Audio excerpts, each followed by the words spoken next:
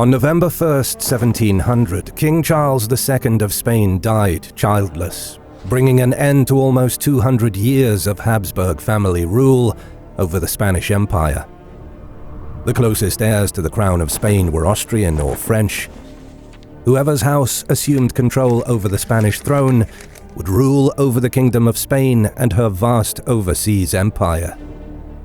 The death of the King of Spain left a vacuum in the balance of power between the most influential European nations. Within days of the sickly king's death, the news reached the palaces and courts of Europe's great powers, and it seemed as though they would become embroiled in yet another major war.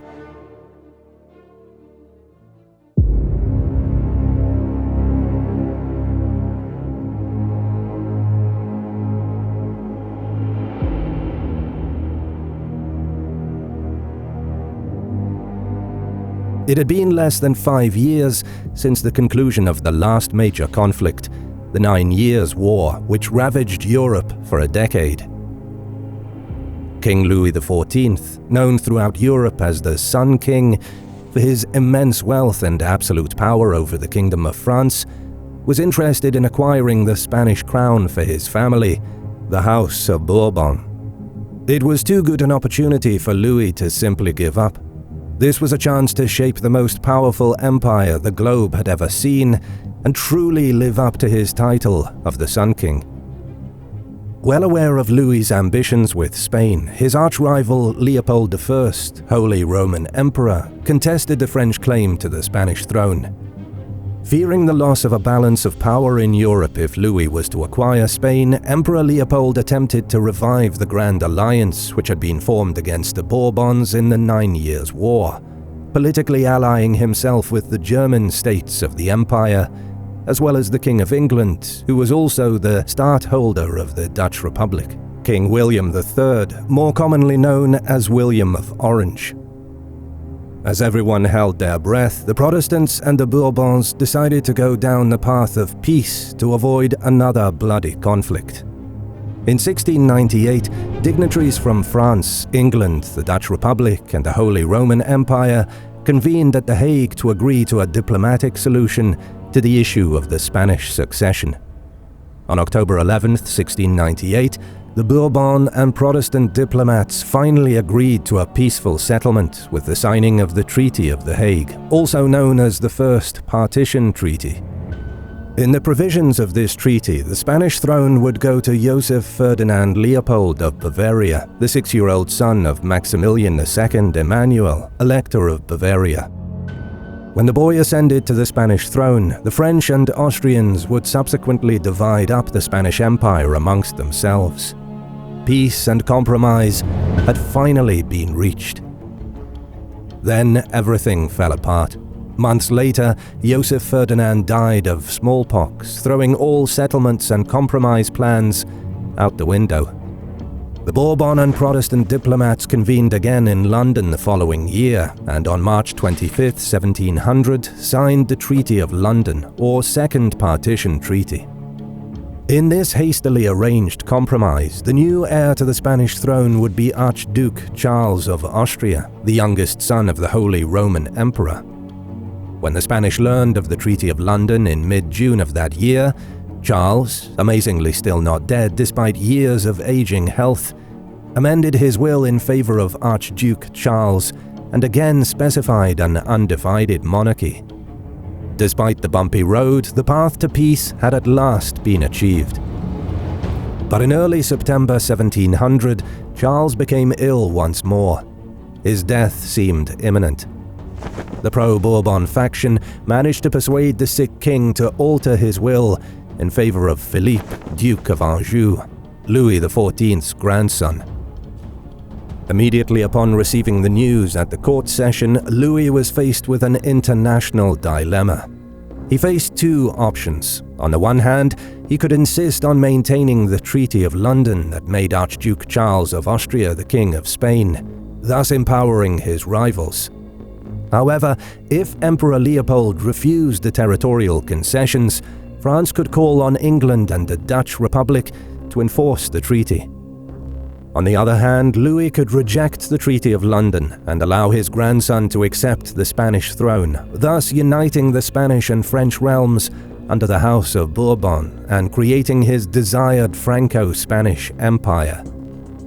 This would obviously result in a war with England, the Dutch Republic, and Austria. Weighing his options, Louis finally decided to take his chances and reject the Treaty of London, as Philip was proclaimed King Philip V. There would be war.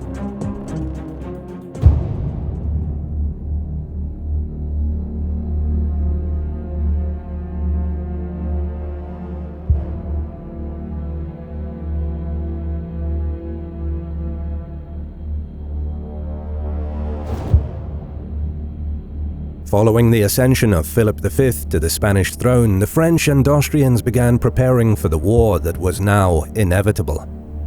Both nations laid out strategies to achieve their aims.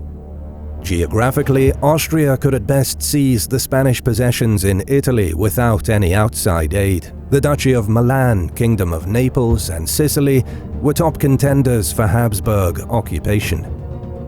When word reached Vienna that Louis had accepted the Spanish throne for his grandson, Leopold ordered the occupation of Milan. His reasoning was that Milan, as an imperial fief, would de jure return to the Holy Roman Empire upon Charles's death. On top of this, imperial troops in Milan provided a safety net for Victor Amadeus, whose Duchy of Savoy would undoubtedly be overrun by French forces if they decided to move into northern Italy. Formally, no war had been declared, yet both sides were scrambling to prepare their armies for an inevitable clash. In February, French army regiments proceeded to occupy the Spanish Netherlands. Louis managed to upset the English people when his plot to meddle in England's line of succession was uncovered. Only Elector Max Emmanuel of Bavaria, Governor-General of the Spanish Netherlands, openly allied himself with France. This was seen as a betrayal by the English and Dutch. Northern Italy would become the scene of the undeclared war's opening maneuvers. Leopold appointed Prince Eugene of Savoy as the commander of imperial forces in the region. The haphazard preparations for war left much to be desired. Eugene spent the first weeks of 1701 painstakingly collecting and equipping his Austro-Imperial army for the coming Italian campaign. This delay allowed the French army to cross into the Duchy of Savoy, shockingly under the graces of Victor Amadeus, and move through the Alpine passes into the Po Valley of northern Italy. The newly organized French army of Italy, commanded by Lieutenant General René du Froulay, Comte de Tessy, occupied Milan. The newly styled King Philip V of Spain was recognized by Naples and Sicily. Following this, Victor Amadeus decided to marry off his youngest daughter, Maria Luisa Gabriela, to the new Spanish king, betraying Emperor Leopold and establishing an alliance with France. Now Prince Eugene would have an incredibly daunting task set before him.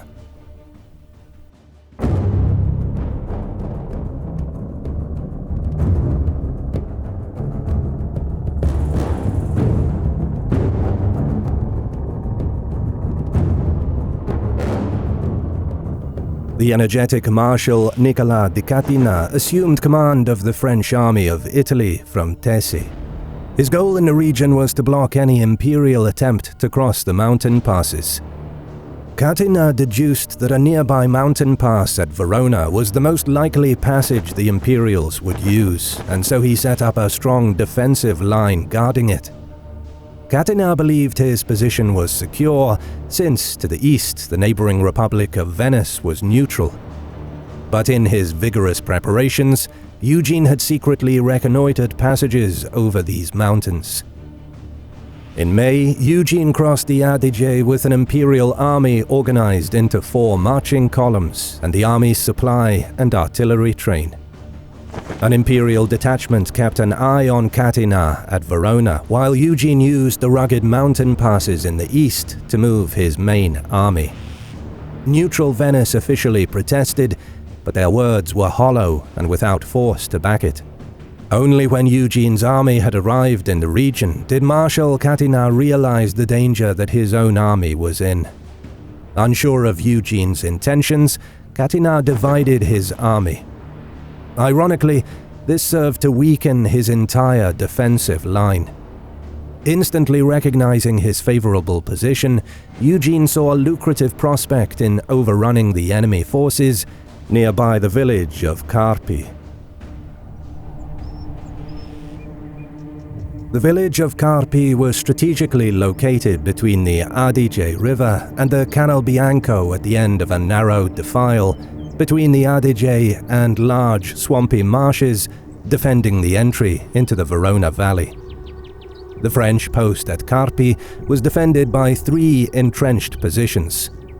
One at Castagnaro extending from the cemetery and the church to the Canal Bianco, one south of town branching out of the river, and one entrenchment in the village itself.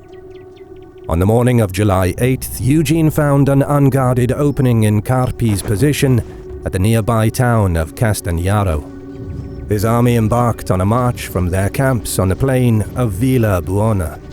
French commander Saint-Frémont camped at Carpi with his cavalry force of 16 squadrons from 5 horse regiments. His command was firmly entrenched around Carpi and Castagnaro. 3 fusilier companies and 3 grenadier companies occupied the trenches around Castagnaro. General Tese was camped with his division of 8 infantry battalions and 20 cavalry squadrons further north.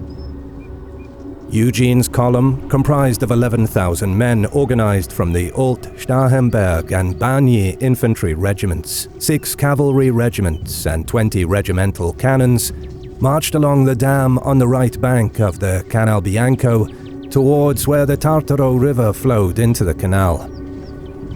As they reached a crossing, his troops began installing a pontoon bridge. On the opposite end of the riverbank, Prince Commercy's column encamped at Castel Guglielmo. Slightly smaller than Eugene's column, 7 battalions organized into 2 infantry regiments and 16 squadrons in 6 cavalry regiments, Prince Commercy's column marched along the Tartaro bank before installing a bridge at the crossing point.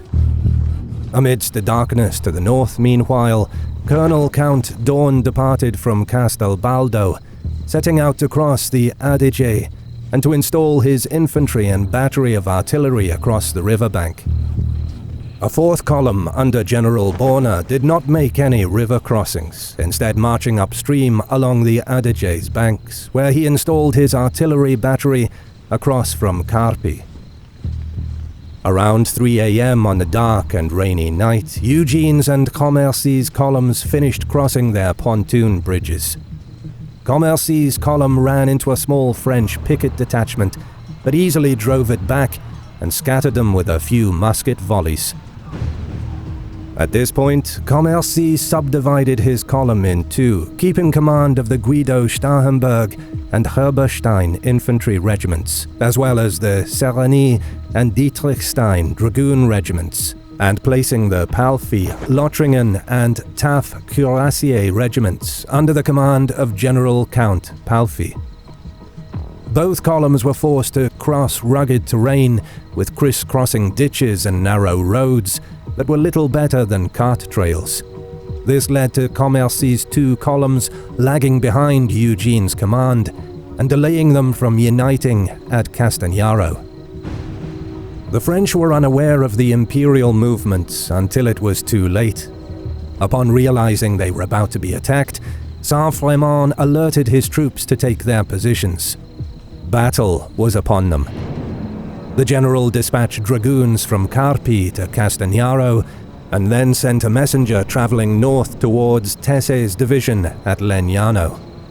The French foot infantry defending Caterne, no more than 4 companies, were also dispatched into the trenches at Castagnaro.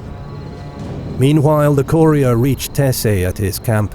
Tese immediately set off towards Carpi at the head of his vanguard and pickets, instructing his generals to follow him as soon as they could with the rest of his division. At 6 a.m., the head of Eugene's column appeared in front of Saint-Frémont's entrenched outpost at Castagnaro.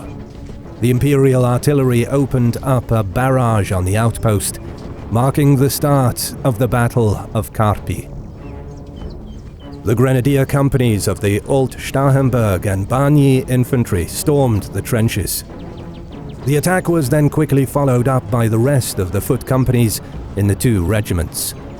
They rushed the entrenchments, but a French cavalry counterattack stagnated their advance. Reacting quickly, Eugene ordered a dragoon counterattack.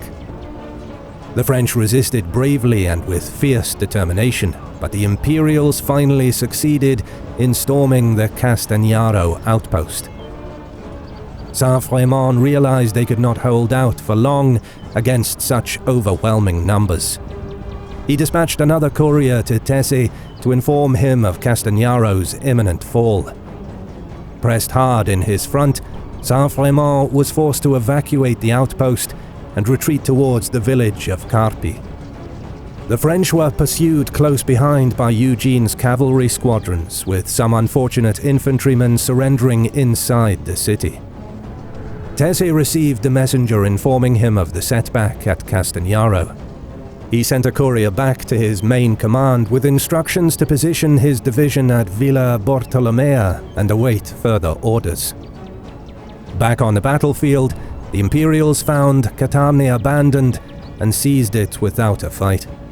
A brief lull ensued, with the Imperials and French collecting their soldiers.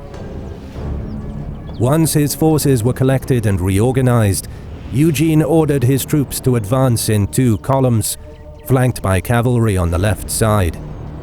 The marshy terrain, canals and bushes proved to be an incredible challenge for the infantry to surmount. By now, Tessé had arrived on the battlefield with his pickets. Upon learning of the Imperial advance, he wasted little time in planning his next move. He took command of Saint-Frémont's cavalry force and orchestrated a flanking maneuver against the disorganized Imperial columns. Tessé sent the Ruffy cavalry regiment into a frontal charge against the Imperial infantry advancing on Carpi, while flanking the cavalry on the left.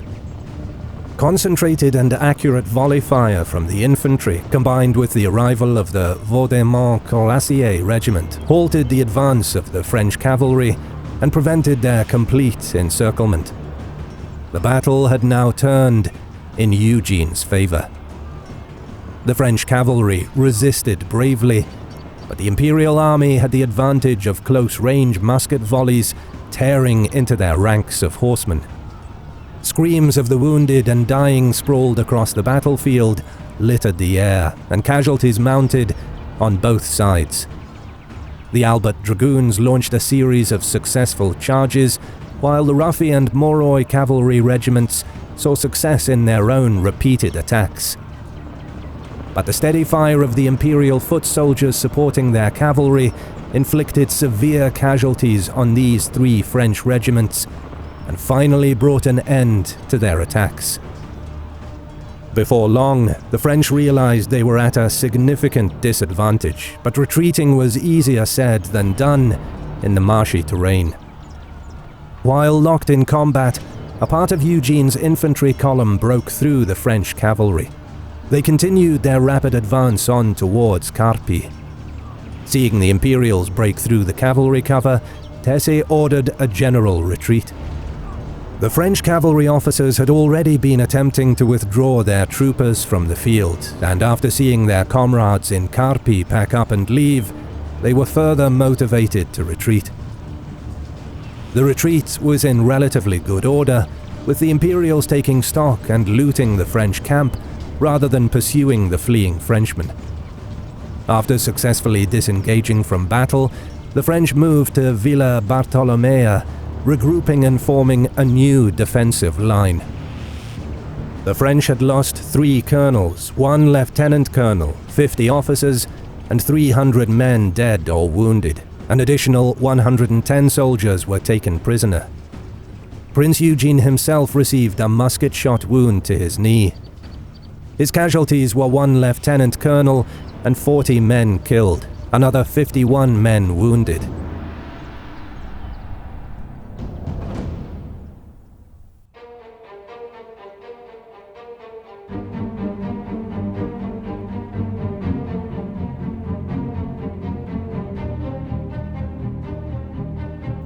Thanks to his victory at the Battle of Carpi, Eugene's army had successfully traversed a significant natural barrier, the Canal Bianco.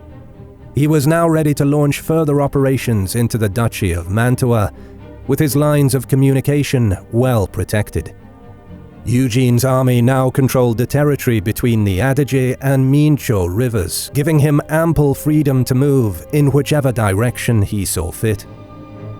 But the War of the Spanish Succession had only just begun, and the French did not plan on giving up northern Italy so easily. If you stayed around this far, thank you for watching. Don't forget to subscribe and leave a comment as a sacrifice to the algorithm. You can also support us on Patreon and get ad-free early access to our videos for as little as $1, or by clicking the thanks button below to leave a one-time tip. As always, we'll see you in the next one.